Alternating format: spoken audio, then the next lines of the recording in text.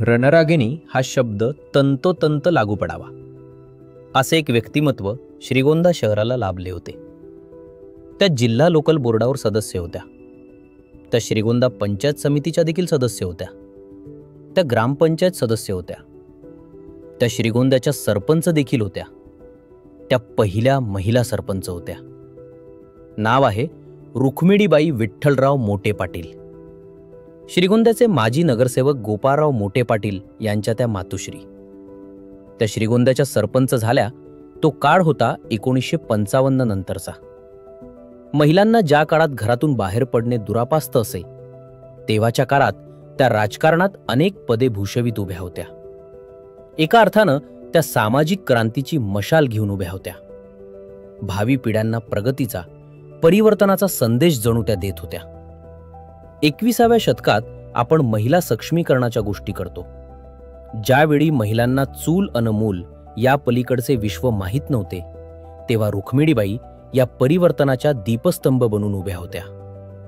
त्या ग्रामपंचायतीच्या महिला सरपंच म्हणून पहिल्या व शेवटच्या होत्या. त्यांच्यानंतर 50 वर्षात श्रीगोंद्याच्या प्रथम नागरिकपदी कोणीही महिला झाली नव्हती. आज प्रत्येक क्षेत्रात महिलांना खुल्या संधी आहेत. श्रीगोंद्याच्या 2025च्या निवडणुकीत प्रत्येक पक्षानं नगराध्यक्ष पदासाठी महिला उमेदवार दिले आहेत, ते देखील महिला आरक्षण नसताना. महिलांना आज जी संधी मिळत आहे त्यामागे रुक्मिणीबाई मोटे पाटील यांची प्रत्यक्ष अप्रत्यक्ष प्रेरणाच म्हणावी लागेल.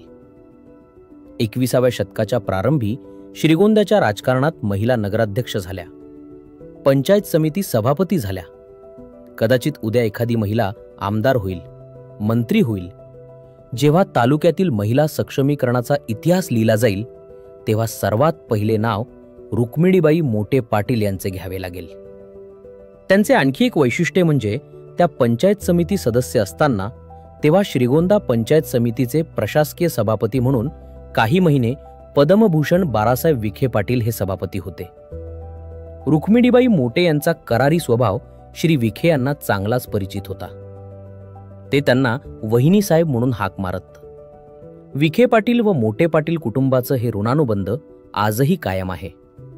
रुक्मिणीबाई मोटे या आज हयात नसल्या तरी त्यांचे नाव श्रीगोंद्याच्या राजकीय पटलावर सुवर्ण अक्षरानं लिहिले जाईल. पुढील एपिसोडमध्ये पहा श्रीगोंद्याच्या राजकारणात अभिजन विरुद्ध बहुजन पॅटर्नचा उदय. जरूर पहा श्रीगोंदा नामामध्ये.